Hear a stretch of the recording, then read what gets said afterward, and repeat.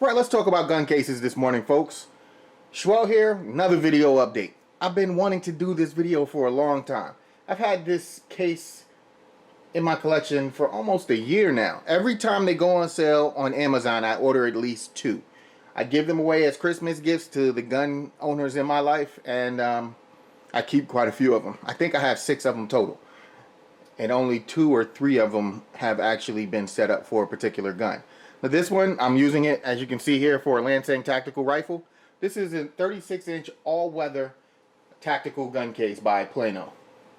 It measures at 37 inches long, 13 inches wide, and 5 inches deep. It has a watertight seal, a pressure release valve, secure draw-down latches, and a customizable foam insert. Now let's talk about that foam insert. Let's open the box up, the case up, and let's talk about what we have here. So we have foam, ribbed foam, which is glued to the top, and then we have pluckable foam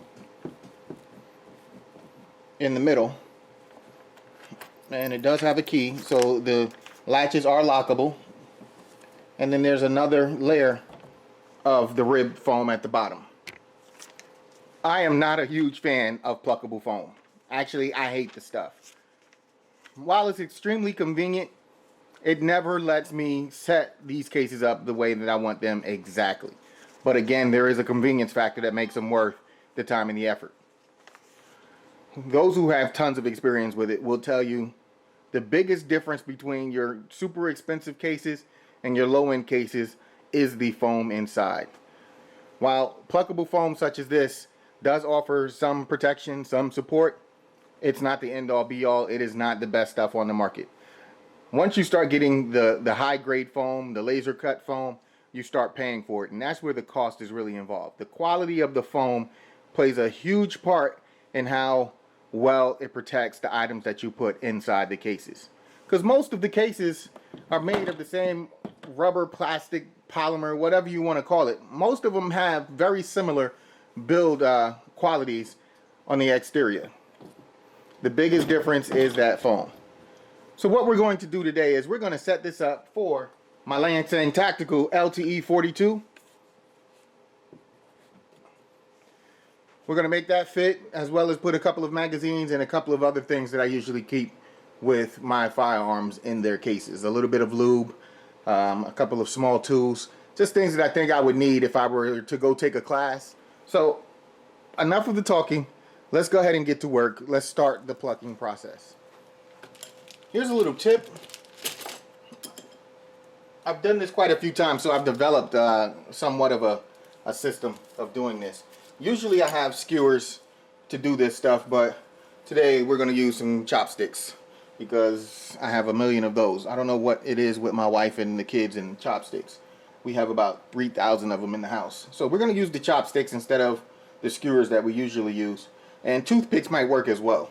But what I do to ensure that everything is on the same plane, everything is done as neat as possible and as consistent as possible throughout the process, I use the skewers, or in this case the chopsticks, to line everything up. These are marking points. These let me know where I want to pluck or stop plucking.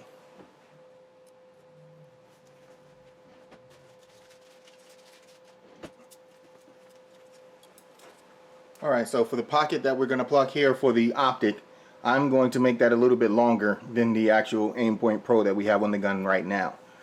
Because I changed things out quite a bit, leaving enough room to go from optic to optic in my collection is a smart thing for me to do right now. Yes, this is overkill. You don't have to go through all of these steps. This is just my OCD kicking in. I like it to be as neat as possible. Now, the things that I'm showing you here are for dramatic effect. No, actually, this is what I do. When I do one of these cases, this is how I do it. Yes, it adds a lot of steps to it, a lot of unnecessary steps. It makes the process longer, but I am always completely satisfied with how it turns out after I've done it this way. The knife is also unnecessary. But I will warn you, I will tell you, taking a step like this makes the plucking the foam a lot easier.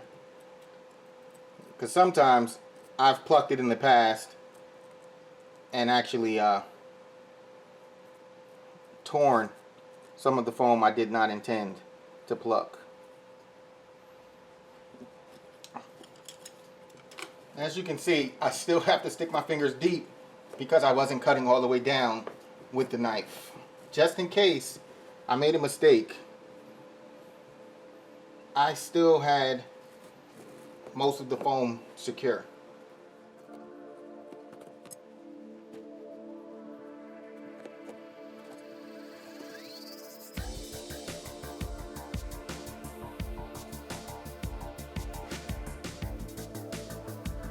Okay, so most of the plucking is done.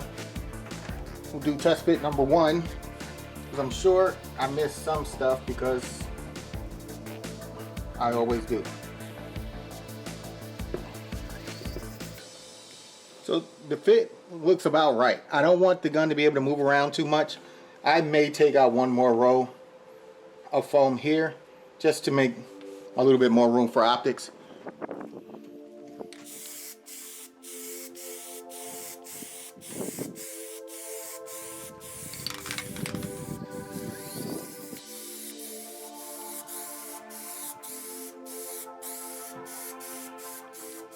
Alright, that's the first coat. I'm going to let this tack up a little bit and then I'll come out and put another couple of coats on here. I plan on using an entire can on this unit because we want to get in here and get full coverage here and basically let it dry and hopefully form a solid coat. What we're applying is Plastidip, and I just went with basic black. They have like a bright orange, reddish color, yellows. They also have some metallic clear coats that you can add. So I used an entire can of Plastidip on this one. This case is bigger than most of the other cases I have.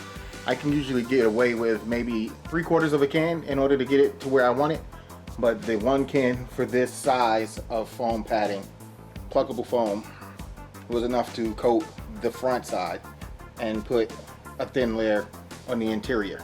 As you push down, you notice I'm not seeing the separation. In this area, I didn't put as thick a coat as I really wanted to. So I'll probably follow up with another can and put another coat, making sure that I get the front and the back side of the foam, just to add a little bit more stability and make it a little more stiff. Another thing that I would do is, after applying and letting the Plastidip dry, on the back side I would apply a thin coat of adhesive, then place it inside the case. This makes sure that when you put the gun in and take the gun out, that the foam doesn't lift up with the gun, as it's doing here. You'll learn to appreciate it being secure because everything will stay where it's supposed to be. You'll have less tears, the sections won't pull out when you're not supposed to, and it'll just last longer. Modifications or changes like this are all geared toward making it last longer. And this is just another one of those little tips and tricks that I thought I would share with you all. Again, very affordable case, offers a lot for a little bit of money. The case itself is high quality. The only thing that is lacking, in my opinion, is high quality foam. So this is Schwell. I hope you're all out there having fun, being safe, and also being responsible. And I hit you with the 2 fingers. Later.